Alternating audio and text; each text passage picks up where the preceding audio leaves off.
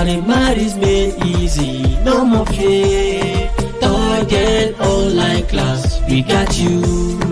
Wherever you want it from, we got what you need. Target online class. Good day, viewers all over the world. You are welcome to Target online class. Today we want to continue with revision on elementary mathematics. That is some of the elementary mathematics that we have discussed.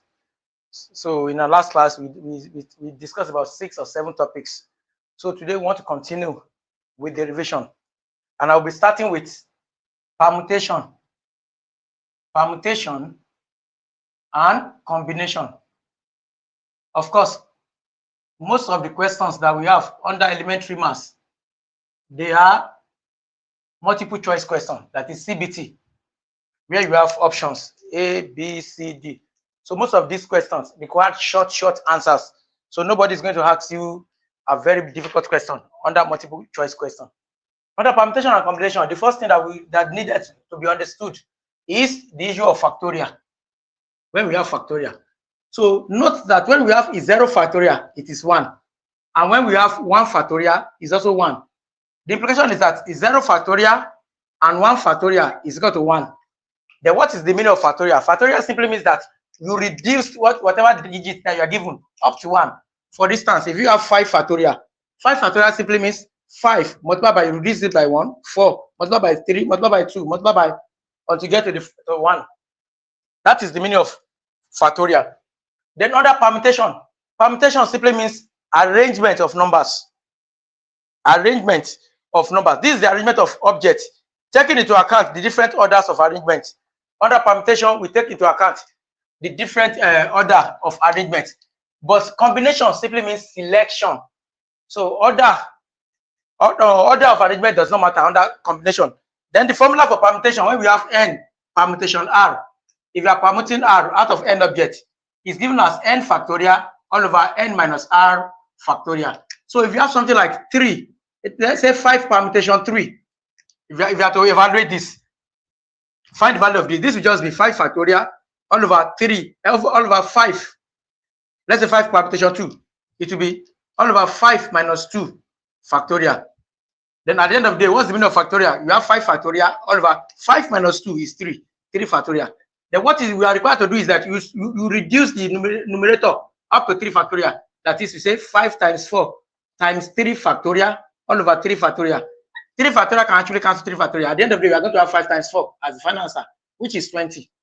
That's what you are going to get. You are going to get 20. So under permutation, the order of arrangement is important, and this is the formula to find permutation. This is the formula. We go to the second one, which is combination now. Which is combination. Under combination has to do with selection. So the order of arrangement does not really matter under combination. And I have videos. I have 1 or 2 videos on permutation and combination. You can actually check my videos to be able to have deeper understanding about permutation and combination. Combination is the arrangement of objects in which order is not taken into account. That is, combination has to do with selection. Another combination, if you have n combination r, it simply means n factorial all over n minus r factorial r factorial. So the order of arrangement is not taken into account. It simply means selection. Combination simply means selection. When we do selection, then in this case now, this is what we are going to have. Of course, we know the meaning of factorial. Factorial simply means you reduce until you have 1. Let's look at that example that we gave under permutation. 5 combination 2 now. You know, when we did 5 permutation 2, we got 20 as the answer. In this case, we are going to have 5 factorial all over 5 minus 2 factorial, then 2 factorial. This will be 5 factorial all over 5 minus 2, that's 3 factorial, 2 factorial. This same thing as 5 times 4 times 3 factorial all over 3 factorial multiplied by 2 times 1. 2 factorial is 2 times 1, that is reduced until get to 1. This will take care of this. 2 year 1, 2 years 2. At the end of the day, we are going to get 10. I used the same example. I used the same example for permutation and combination, and we got different answer. Under permutation, we got 10. Under permutation, we got 20. Then under Under combination, we actually got 10. So same value but different answer. So one take into account the order of arrangement. The other one does not really take into account the order of arrangement. So we should take note. Let's take note of that. So whenever we are dealing with this multiple choice question that require short answer, we must be very careful, and we just have to be very fast, because this question has short answer. So we have to think very fast and get our answer. So you should be familiar with the formula, which is most important thing. And of course, you can actually check my videos on permutation and combination. We have different types: cyclic, when it is indistinguishable. We have so many types. Then another topic we want to talk about is set theory. Set theory. Set theory. In this case now, under set theory, of course, I want to assume that we are familiar with set. What is set? A set is a collection of well-defined objects or items. A set is the collection of well-defined objects or items. For instance, set of students in your class. For instance, if you have 30 students, let's say you have 30 or 35 students in your class can represent a set, because your class is classified, this group, into a particular set. So in a particular school, we have different sets. So those different sets that we have are called subsets of that school. So set of students, if you have 30 students in your class, out of these 30 students, we can have female and we can also have male. These are the two possibilities that I know. The issue of cross-gender, transgender, we don't take into consideration. We only take into consideration male and female. So out of 30, maybe we have 18 females, then 12 males. So this class that consists of 30 students is a set. Out of the set, we can streamline, say what is the population of female? We say 18. They are also sets. Then the male, 12. So a set is a collection of well-defined objects or items. And we have some definition of terms under set. We have elements of a set. Let's say in a class of 30, we have male and female. Then this male and female, they are the element of this set. Each student in that class are elements of that set. So element of a set, this is the number of, is the member or member of, is the member of a set. The member of a set are actually called element of a set. Then we can say X. If A is a set, we can use X to denote the element of a set. That is, X belongs to A. This X can represent the number of students that we have in that class. So they are elements of that set. Then another thing is when we talk about equality of a set. So when you have two sets are said to be equal if they have the same number of elements. If they have the same number of elements in that set, they are actually equal, irrespective of either there is repetition or not. So two sets are said to be equal if they have the same number of elements. Then there's what we call empty set. Empty set. So empty set is a set that has no elements. So when we have a set that has no elements, it is called, I want us to follow all this definition. You should be able to define all this. Empty set, when we have empty set that has no elements, and it is denoted as, we use curly brackets, empty, or we use phi to represent empty set. When we have empty set, this is what we use. So if you are given, let's say, what representation do we normally use for empty set? You can have this or this. Then we can have singletary set. Singletary set. Singletary set is a set that has just one element. That is, example of singletary set is when you have something like this. This is a singletary set. Set that has one element is called singletary set or unit set. In some textbooks, it's referred to as unit set. Is that you call it singletary set or unit set? It depends on the writer of that book.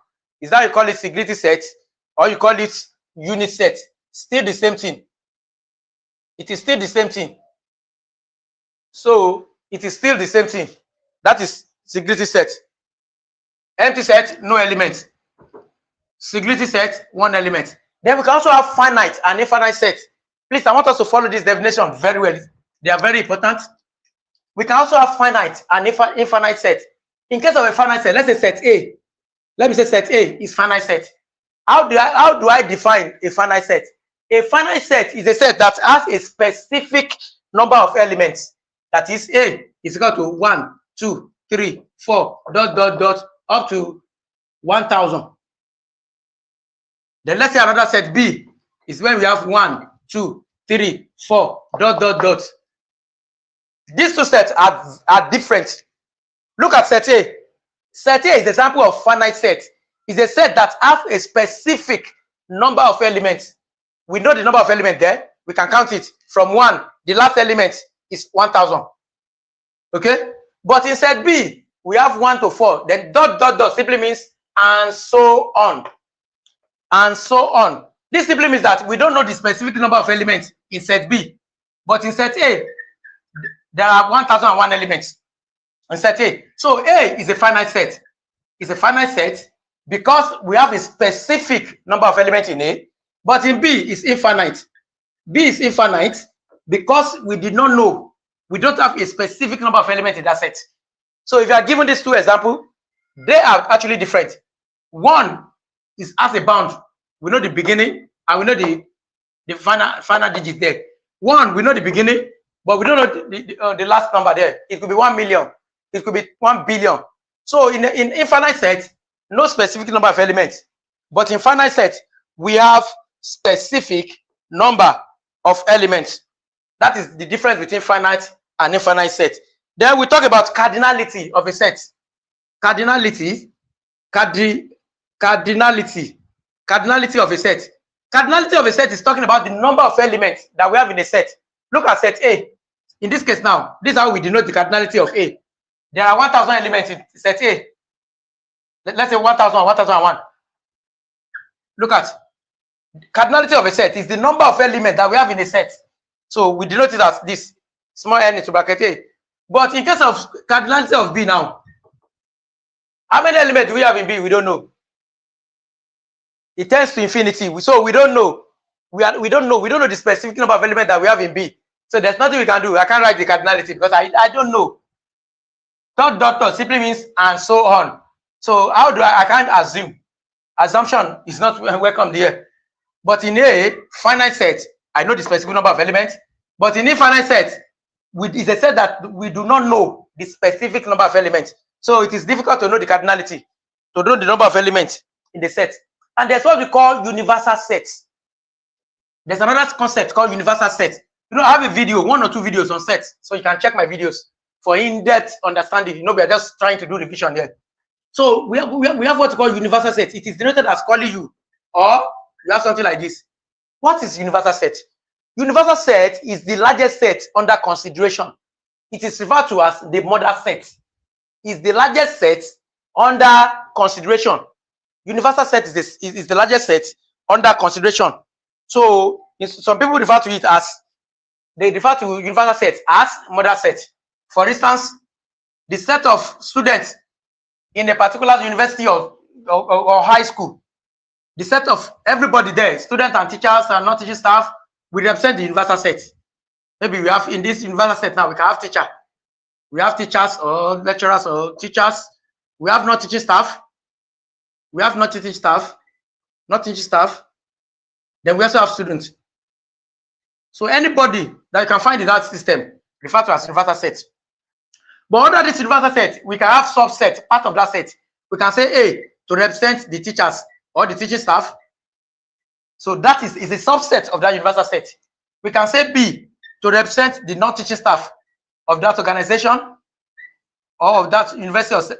Then we can say C to represent the students, the population of students, which could be, if it's high school, from grade 7 to grade 12. If it's in the university, they could be undergraduates or postgraduates. Even under undergraduate, you can have 100 level, 2, 3, 4. Even as a student, they can be part-time or full-time. There are so many subsets of this universal set. Universal set is the largest set under consideration.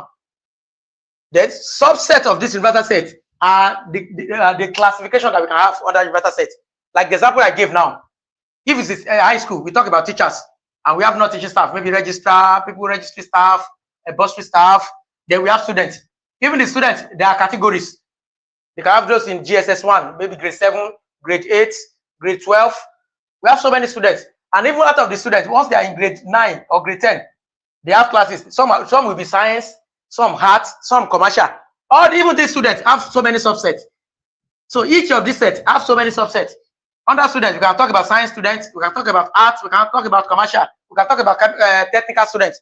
So, but the largest set, everything combined together are referred to as universal set, which is this largest set under consideration. Then, since it's possible to have subset of universal set, then we can talk about union and intersection. We can talk about some concept called union. What is union? If you have two sets, A and B, the union between these two sets is denoted as this symbol. The union between these two sets is denoted as that. And that simply means that element that we are going to have is that, let's say X belongs to, X is an element in this A union B. So the element simply means that their elements can be in A, or it can be in B. The element can belong to B, or both. It can belong to both A and B. That is the meaning of union of a set. So union of a set, given two sets A and B, the union of set A and B is the set which consists of elements that are in A, or the element in B, or they are in both. That is the definition of a union of a set. Union of a set, that's how we do. Let me just give an example so that we understand better. Let's say A has 1, 2, 3, 4, 5. And there's another set B that has 2, 4, 6. Then A union B will now be, A union B will be what? There is 1 A, we don't have 1 in B, we pick it. 2 is common, we pick it. 3 is only here, we pick it. 4, it is common, we pick it. 5 is only in A, we pick it. Then 6 is only in C. You realize that all the elements that we have at the end of the day, is either the element is in A, or in B, or in both. Okay? That is the meaning of union of a set. In case of a union of a set, the element can be in A, in B, or in B, or both. That's the meaning of union. Then when we talk about intersection between two sets, intersection, this is simple for intersection. That is inverted U. This is for union. When we now invert the sign, it is called intersection. Then what do we understand by intersection? The intersection of two sets A and B is the set which consists of elements that are in A as well as in B. In this case now, let's say X is an element between A and intersection B. It simply means that X belongs to A and X belongs to B. That is, for us to be able to pick any element under intersection, the element must be in A and it must be in B. Let's use this example. In this case now, we are going to have 2 is common. We only pick what is common. Then 4 is also common. So 2 and 4 are just the two elements that is common to both A and B. So that's the difference between union and intersection. Under intersection, the two elements must be the same, must be equal. But under union, the elements can either be in A or B or both. That is what we have. Okay. Then there's what we call complement of a set. I'm using this example to do everything. Let me say I have universal set now. Universal set from 1, 2 up to 10. This is universal set. So what is the complement of a set? The complement of a set is the element that we have at the universal that are not in that set. That is the meaning of complement. I'm using an example now so that we're able to understand. So the complement of a set is the element that we have in universal set that are not in that set. I want to believe that we understand union. We understand union now and intersection. So I'm trying to simplify because most often time, elementary mathematics, they are CBT. In most places, in most universities in the world, they are computer-based examinations. So they require short answers. They require short answers, but you must be very vast and know what you are doing. We've talked about union and intersection. Now, I want to talk about complement of a set. The complement of a set is the element that we have in the universal that are not in that set. That's the meaning of the complement of a set. Look at what we have. In this very example now, A complement is denoted as this, A prime. Or in some textbook, we have A raised power C. A complement, what's the meaning of A complement? A complement, which is the complement of A, simply means the element that we have at the universal that are not in A. Look at, from 1 to 10 is the universal. We have 1, 2, 3, 4, 5 as A. What will be the complement of A? That will be 6, 7, 8, 9, and 10. Then let's look at B complement. B complement. They are the elements that you have at the universal that are not in B. That is B complement. Elements that we have at the universal that are not in B. So under B complement now, we only have 2, 4, 6 as elements in B. B complement will be 1, 3, 5, 7, 8, 9, 10. Okay? So A complement are the elements that we have at the universal that are not in A. B complement are the elements that we have at the universal that are not in B. And that is the meaning of complement of a set. That's the meaning of complement of a set. So we should note that that is the meaning of complement of a set. So let's note. Let's try and note that's the element that we have. That is what we have.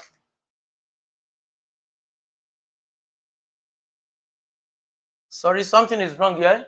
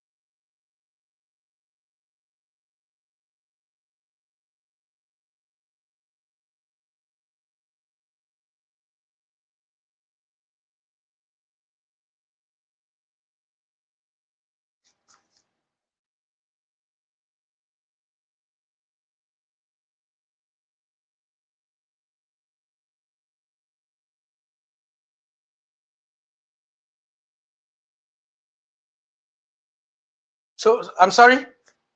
There's a slight problem with the internet, but I think it's back now. So I hope, please, let's comment. Let me know if we are together. If we are together, please let me know. Just comment there. Let me see if you can see it. Please comment. Let me know that you can see. You can see what I'm doing. Please comment. Let me know before I continue. Are we together? Are we together for like a minute with the internet? It's somehow. Okay. So that is that about complement of a set. Then we talk about subsets. We talk about subsets. We talk about subsets. So A and B in that given example, they are subsets. They are subsets of the universal set as we have it on the board.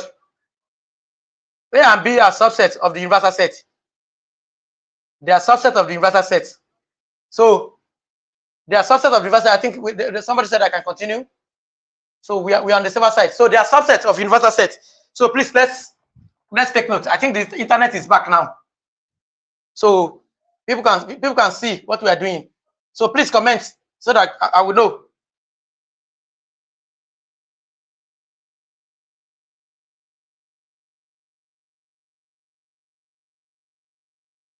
Please comment. Let's know if we are together. Let me know if we are together.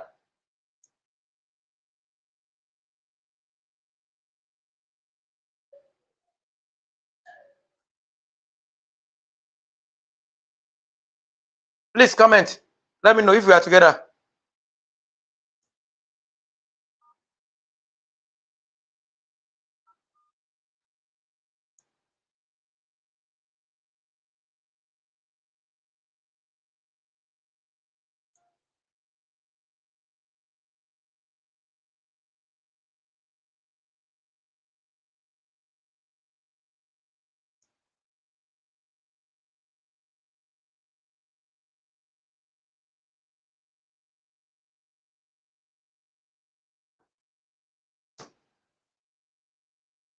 Can I continue?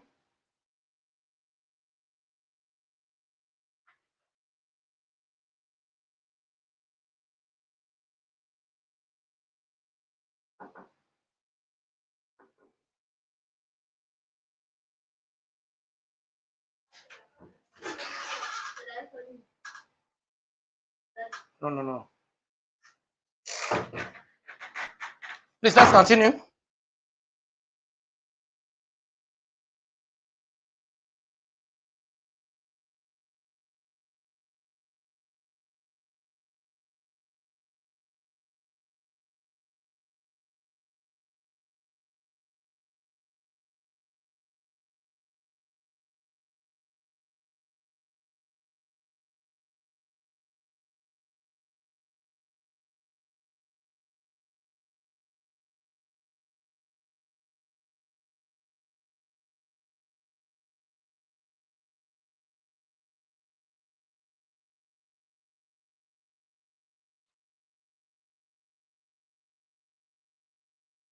Can I continue?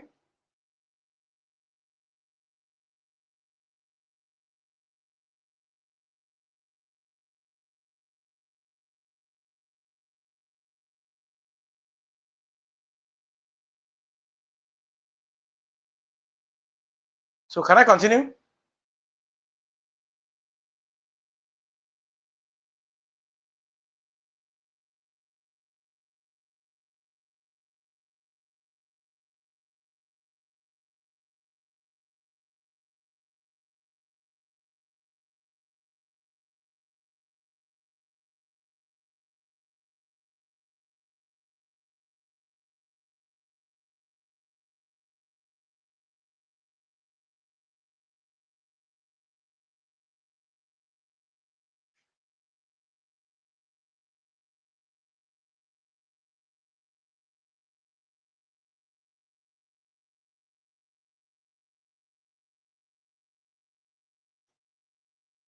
Hello, please, I'm sorry. The internet is doing somehow. So let me continue now. I think we are together now. So let me continue from there. I think we are together now. So we talk about the subsets of a set. If you have a universal set, so the subset A, like the example I gave, from 1 to 10, 2, up to 10. So A, which is, let's say, 2, 4, 6, 7. A is a subset. This is symbol for subset of the universal set. A will be a subset of that universal set. And that is what we are trying to talk about. A will be a subset of that universal set. And that is that about the definition that we have under complement or under sets. So then we can also build all these sets we are talking about. We can represent them in diagrammatic form. That is the form of a diagram. And that one is called the Venn diagram. Venn diagram is the diagrammatic representation of a set. Venn diagram is the diagrammatic representation of a set. For instance, if I have the universal set from 1 to 10, and I have set A as what? 1, 2, 3, 4, 6. If I have set B as 2, 3, 7, 8, how do I, all this information, I can represent it in the form of a diagram. And that is what is called Venn diagram. So what do we do under Venn diagram? The Venn diagram simply means diagrammatic representation of a set. The universal set, of course, as we have defined it as the mother set, the set with highest, the mother set, the largest set under consideration. So we use rectangular form or square to represent the universal. Then each of the subsets of the universal, we represent it as a circle. For instance, let me generate elements for A. This is for A. Do they have anything in common? If they don't have anything in common, if they don't have any element in common, they will not overlap. But once they have elements in common, like the example I gave now, 2 is in A, 2 is in B. We have 3 in A, we have 3 in B. It shows that there will be overlap. They have something in common, then there will be overlap. We are not going to represent all this information in form of a diagram, and that is what is called the Venn. It is called the Venn diagram. Venn diagram is just the diagrammatic representation of a set. So let's fill in what we have in A. A, we have 1. B, we have 2. We have 2 in A and B. So it will be inside the overlap. Where they overlap, that is the intersection there. Then 3, there are also 3 is common. 4 is only in A, we put it somewhere here. 6 is only in A, we put it somewhere here. 7, B, 8, B. Look at, we have 1, 2, 3, 4. 5 is intersection, is outside. Then 9 is intersection, 10 is also intersection. Look at, we have been able to represent this information now, universal A, B, these 3 sets in diagrammatic form. They are now inside the diagram now. We have been able to represent them inside this diagram. That's why we said Venn diagram is the diagrammatic representation of a set. Look at, if you consider this circle for A, you realize that we have 5 elements, 1, 2, 3, 4, 5. 1, 2, 3, 4, 5. If you consider the circle for B, then 1, 2, 3, 4. 1, 2, 3, 4. Then all the ones that were not in A and B, they are the intersect. They are the complement of this universal. Okay. So from this diagram now, we know that A intersection B is something that is common. It's only 2 and 3. A intersection B will be 2 and 3 from the diagram, and it's better and it's clearer. It's better and it's clearer. Then A union B will be what is common. Everything that is common between the two. 1, 2, 3, 4, 6, 7, 8. That will be the union of A and B. So that's that about union of A and B. So if you are given a diagram and say, how do you are asked that what is the diagrammatic representation of a set? So just know that it is called Venn diagram. So it is called Venn diagram. So set is very simple. A set is a collection of well-defined objects. You can check my video. Just check my video on sets.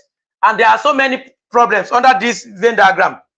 But because the focus of most schools under elementary mathematics is CBT, we might decide not to bother ourselves with complicated issues under this. Then we go to another topic. So we pick another topic. We've discussed about sets tonight. So we've discussed about sets. We've discussed about permutation and combination. So let me just go straight to matrices. Matrices. So what is matrices? Matrices. Of course, I have a video, about 4 or 5 videos on matrices, so you can check my videos. But this vision actually want to prepare us to know what is. I want to talk about matrices now. Matrices. Matrices is plural. The matrix is singular. We are talking about one. What's a matrix? A matrix is the rectangular array of objects in entries and in row. That is when you arrange objects in column and row, it is referred to as matrix. For instance, let's say A. A is a matrix. We can have something like 2, 3, 4, 1 minus 2, 0. Look at this A. This is what we call row. We call this row. The rectangular arrangement is row. And the horizontal arrangement is row. Why the vertical is column? Is column. The vertical is column. A matrix is the rectangular array of entries or elements in row and column. Look at this matrix now. How do we name a matrix? We name a matrix by row by column. That is the matrix that you have on the board. What is the name of this matrix now? The name of this matrix simply means how many rows do we have? 1, 2. There are 2 rows there. That will be 2 by how many column? 1, 2, 3. 2 by 3. So this matrix on the board is 2 by 3 matrix. So matrix in general is the rectangular array. Rectangle, you know, this shape is a form of rectangle. This case is longer here and it's shorter here. It's a form of a rectangle. So a matrix is a rectangular array of entries in row and in column. But most of the time, we base our discussion, most of the calculation we do in matrix, we base it on a square-based matrix. That is square matrix. Square, you know, a rectangle is a square. A square is not a rectangle. A rectangle is a square because the length and the breadth of a square are equal. Okay? So most of the problem we deal with under matrices are 2 by 2, 3 by 3, 4 by 4. They are square-based matrix. This is a rectangular based matrix. But we talk about square-based matrix when the row and the column are equal. For instance, if I have 1 minus 4, 3, 5, 3, 5. In this case, let's say this is B. This B now, how many rows do we have? 1, 2. How many columns? 1, 2. This is 2 by 2. So most of the problem we solve under matrix, they are 2 by 2, 3 by 3, 4 by 4. They are called square-based matrix. They are square matrix. Why are they square? Because the number of rows is equal to the number of columns. Okay, that's why we call them square base matrix. But in this case now, it's a rectangular. Row, there are just 2 rows. 2 by this multiplication simply means by how many columns? 1, 2, 3. 3. So under matrix, we can talk about addition and subtraction. Let me just give an example. I don't want to take much of our time. A, let's say A is given us 1, 4, minus 2, 3.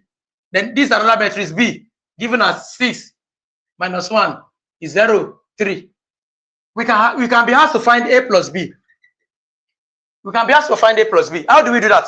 Just pick first row to first column. You add it together. 1 plus 6. Second row, under first row, second column to second column. That will be 4 minus 1. Then under the second row, first column, this to this one to this. That's what we do. That will be minus 2 plus 0. Then 3 plus 3. At the end of the day, when you find this, you are going to get 7, 3, minus 2, 6. So that is how to add 2 matrices together. Just try to look for the location, row to row, column to column. That is what you do. And you are going to get it. It's very simple. It's very simple.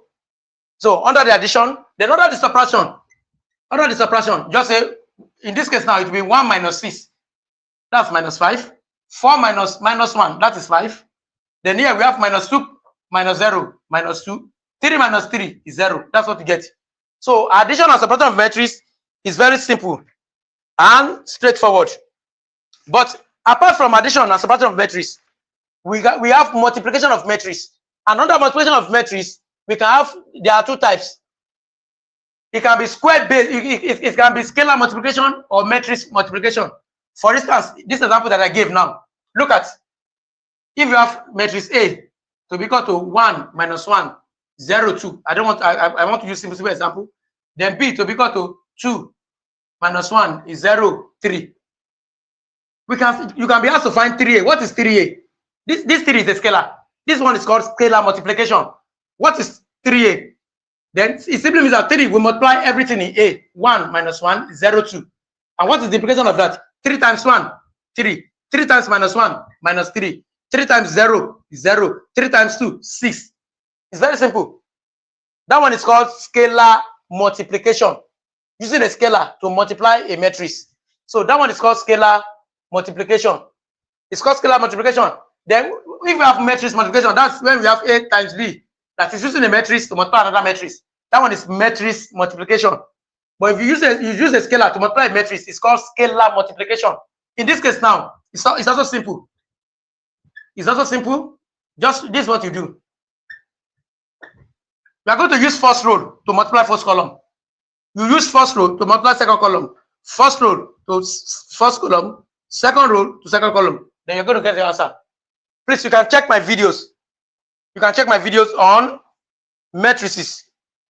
You can check my videos. I have 4 or 5 videos on matrices. Just take your time, but just know that a matrix is the rectangular array of entries in row and in column. Then how do we name a matrix? It is row by column. So because you can be given a matrix and say, what is the name of this matrix? For instance, if you are given something like 2, 3, 4, 5, 0, 7, 6, minus 5. If you are given something like this, and say, what is the name of this matrix? What do you do? If you don't know how to do it, then you won't get the answer. In this case now, how many rows do we have? Row is the horizontal. Rows is the horizontal. 1, 2, they're just 2. By, this time simply means by. How many columns? 1, 2, 3, 4. That is 4. So this matrix is 2 by 4 matrix. When you want to name a matrix, it is row by column. That is what we use to name a matrix. If you want to name a matrix, you name a matrix using row, number of rows, by number of column. That is what we do whenever we want to name a matrix.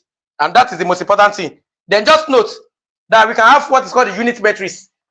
The full video is, I have a full video on this. We are just doing revision. Under the unit matrix, this example of unit matrix, if it is 2 by 2, you have 1, 0, 0, 1. If you have something like this, it's called a unit matrix. Okay? It is called a unit matrix. Please, let's note all this.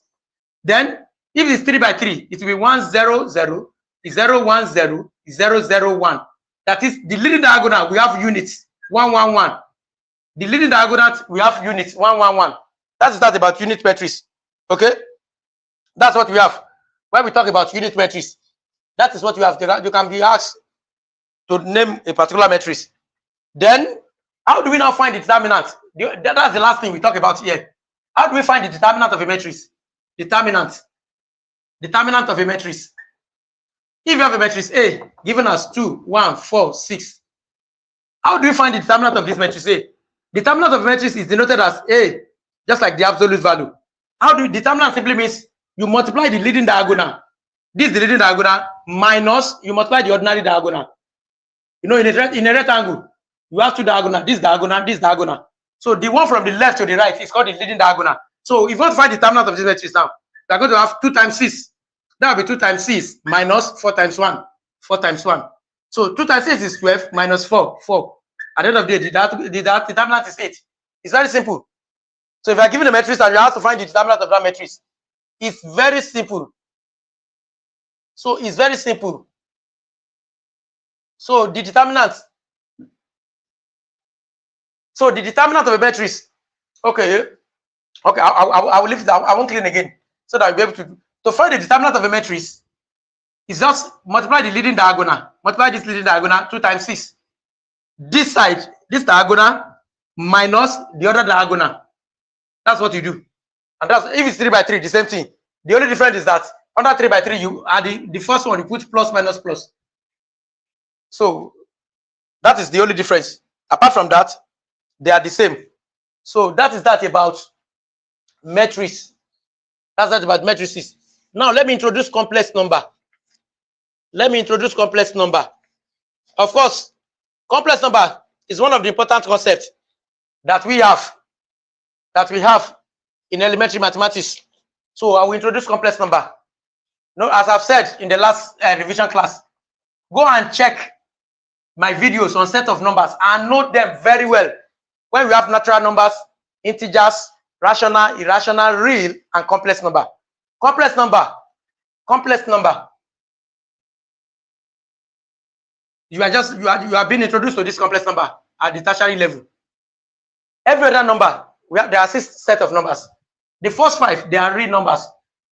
It's something we have been doing right from elementary, primary school. But when it comes to complex number, well, maybe some people must have heard about this. But larger percentage, they are learning about complex number for the very first time. Complex number denoted as C is represented as A plus IB. So it simply means that you have the real part. A is the real part. This I is telling us that B is the imaginary part of that number. So in a complex number, there are 2 parts to a complex number. We have the real part and we have the complex part. So that is the uniqueness of this complex number. Then why do we have complex number? For instance, if you are given to find the value of square root of -4, I know some of you will be pressing calculator and you can never get it. It's not possible. If you press calculator from now till eternity, it's going to give you error. If you, let's say you are given this type of question now, say find the square root of -4. You can never get this in a real sense.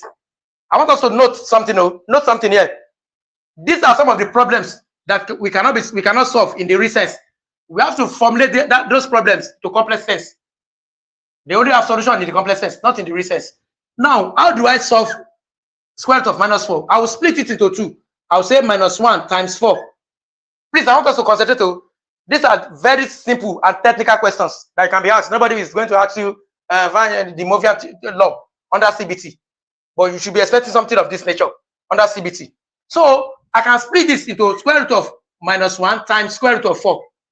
Okay, but in complex number, this is the introduction to complex number. We know that I is equal to square root of -1 in complex number, so that I squared is equal to -1. Note this. With your knowledge here, I is equal to square root of -1. I squared is equal to -1. You'll be able to solve this problem. Then from here now, square root of -1 is I, multiplied by square root of 4 is 2. At the end of the day, the answer is 2i. Please note, if you are given square root of -4, the answer is equal to 2i. Please note. So if you are given any square root, the negative of square root, you can never get it in the real sense. It's not possible. It does not have solution in the real sense. The only way to get the solution is when we formulate the problem to the complex sense. So this is the reason why we need this complex number. Look at what I've done here. Square root of -4. If that is the question, say find the square root of -4. You're just pressing calculator. You are wasting your time because you can never get it Calculator will just tell you error, error, error. But if you have an idea of introduction to complex number, note that I is equal to square root of -1, I squared is equal to -1. Then just rewrite it. We are going to get the answer. For instance, if you are given square root of -25, you cannot get this directly. You can't get it directly. You cannot get this directly. So you have to reformulate the problem. We have to reformulate this problem.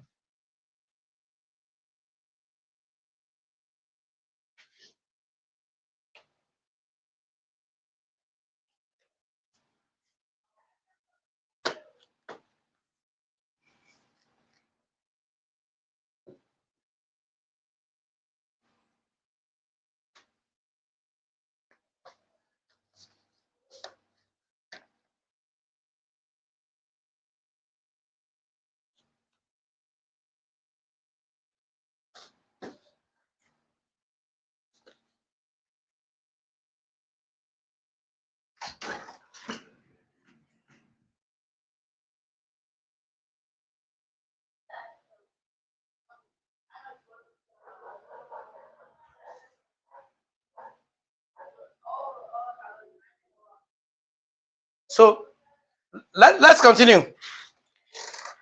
Internet is actually dealing with us here. But let's continue. At least it's back now. So let's continue. I hope we are together. Let's continue. It's not a matter of camera, it's internet. So let's continue. Look at, if you have square root of minus 25. I'm trying to shift from MTN to Glo. The internet is just fluctuating. So if you have square root of -25, how do we solve this? Just change it to square root of -1 times square root of 25. The square root of -1 is I, multiplied by 5. So the answer will be 5i. So that is the reason why we have complex number. And that is what we do under complex number. So we can have so many examples. You can be asked to evaluate I raised to power 12. I raised to power 12. They can ask to find the value of I raised to power 12. So what do you do if you're asked to find the value of I raised to power 12? Okay, someone said, what if it is square root of -24? Okay, square root of -24 is still the same thing, square root of -24. Just try and write it as square root of -1 times square root of 24. That's the first thing. Then here it will be I. What is square root of 24? You can use calculator to get square root of 24. Square root of 24 will be something like 4.99 something. You understand? So it will be in form of 4.99 something. That's what you're going to get. At the end of the day, you're going to have it to be I square root of 24. So square root of 24 can be found using your calculator. Square root of 24 can be found using your calculator. So that is that about that. So we can also have addition of matrices. We can have addition of matrices. We can have addition of complex number. Okay? If you have two complex number, how do you add it together? For instance, if you have something like 3, if you have something like 3 plus addition and subtraction of complex number. Let me be fast because of this internet. If you have 3 plus 6i, if this is the first one, then you have another complex number as plus 4 minus 2i. How do we add these two together? What you're going to do is that you add real to real and complex to complex. That's what you do. So in this case, we are going to have 3 plus 4 plus 6i minus 2i. You add real to real, complex to complex. This will be 7 plus 4 minus 2. That is 6 minus 4 minus 2, 4i. That's what you're going to get. Okay? Addition of complex number, real to real, complex to complex. So this is what you get. Your answer must be in this form. You have the real part and the imaginary part. And that's what we are trying to say here. Then, what if we have to find the subtraction? Minus here. No, you are going to have 3 minus 4 plus 6i, minus will be plus 2i. So here you are going to have minus 1 plus 8i. At least you have the real part and you have the imaginary part. I is just telling us that the I is telling us that is the imaginary part. And that is what we are going to have. Okay? That's what we are going to have. That is what we are going to have. Then under multiplication is still the same thing. We can have multiplication of complex number. That is, we can multiply two complex numbers together. For instance, if you have something like you can have something like 5 minus 4i multiplied by 5 plus 4i. That is, what do we get here? We just use this to expand this, we expand this. Here we have 5 times 5, that's 25. Plus 4 times 5, 20i. Minus 4 times 5, 20i. Minus times minus, that's minus 16i squared. So in this case now, 20i will cancel this. At the end of the day, I have 25 minus 16i squared. What is I squared? I squared is minus 1. Just say I squared is equal to minus 1. Because square root of I is square root of 1. Then I'm going to have 21 minus 16 multiplied by minus 1. Minus times minus is plus. So I'm going to have 25 plus 16. And that will be 41. The answer will be 41. So this answer here will be 41. Okay? That is that about multiplication. Multiplication. We can have division also. But in the ingredients of division, we are going to use the knowledge of sorts, rationalization, to be able to divide a complex number. Let me just give one example. Let me give one example under division, where we have, the question says simplify 3 plus 5i all over 5 minus 3i. So under the division, this is what you do. Under division, you multiply both the numerator and the denominator by the conjugate of this denominator. Conjugate, if it's minus, you change it to plus. We have 5 plus 3i here, all over 5 plus 3i. Then we now expand. At the numerator, I'm going to get 15 plus 9i plus 25i plus 15i squared. All over at the denominator, I'll get 25 plus 15i minus 15i minus 3i squared. This will cancel this. At the numerator, I will have 15 plus 34i plus 15. What is I squared? I squared is minus 1. Just put it there, minus 1. All over 25 minus 3 into bracket minus 1. I squared is minus 1. We should not take note of that. Then plus times minus will be minus. At the end of the day, I'm going to have 15 plus 34i minus 15 at the numerator. All over 25 minus times minus is plus 3. So 15 will take care of 15. At the end of the day, I'm going to have 34i all over 28. And that will be the answer. So we already have the answer in form of complex number. Then from there now, I'll just write the 3 forms of complex number. Okay? I'll just write the 3 forms of complex number. Then we move away from complex number. So how do we represent complex number? How do we represent complex number? That's the last thing we are going to talk about. Representation of complex number. We can represent complex number in various forms. Using we use Argand diagram to represent complex number. Okay, we use Argand diagram to represent complex number. So how do we represent complex number? That's what we are about to discuss now. How do we represent complex number? We can have the polar form. We can represent complex number in polar form. We can represent it in exponential form, and we can also represent complex number in the Cartesian form. So there are 3 representations of complex number, and I expect us to note that. So let's see the way we represent complex number. Yes, I have videos on complex number. I have about 4 or 5 videos on complex number. Just check my video. No, we are just trying to do revision here. We are just trying to do revision here. So complex number can be represented as z is equal to x plus iy. So this is the Cartesian form of representing complex number. So we find the modulus. When we have this, we talk about the modulus z to be equal to the square root of x squared plus y squared. Then we talk about the other one, the argument, angle, theta. This is arc z, and it's given as arc tan y all over x. So when we represent complex number in this form, this is the first form of representing complex number in form of Argand diagram. That is what we are going to get. So we can also represent complex number. The second form is the polar form. We can represent complex number in the polar form. So in the polar form, z, which is the complex number, is represented as r into bracket cos theta plus I sin theta. This is another form of representing complex number. This is the when you use the Argand diagram, the Cartesian form. This second one is the polar form. Then third one, we can also represent complex number in exponential form. That's the third form of representing complex number.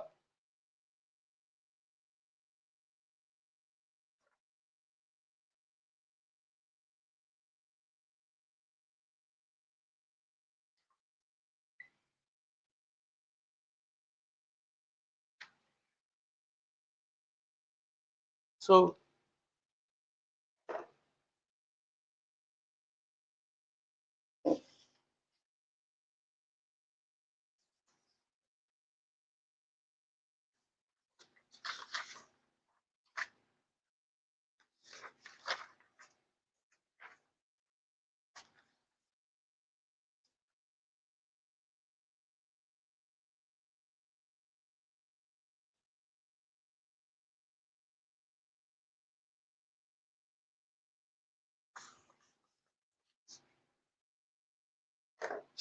I think I'm having a problem with the network here.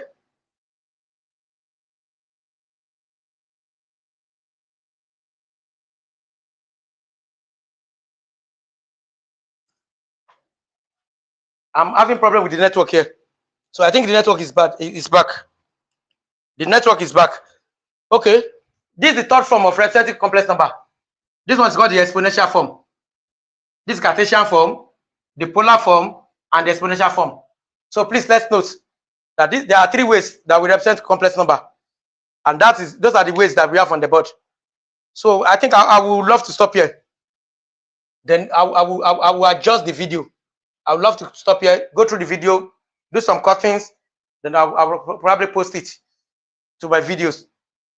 So please just try and do the revision, the ones we have done before, this one that we have now, and about 3 that I've sent. So I pray that all will be well. So thank you, and God bless you all.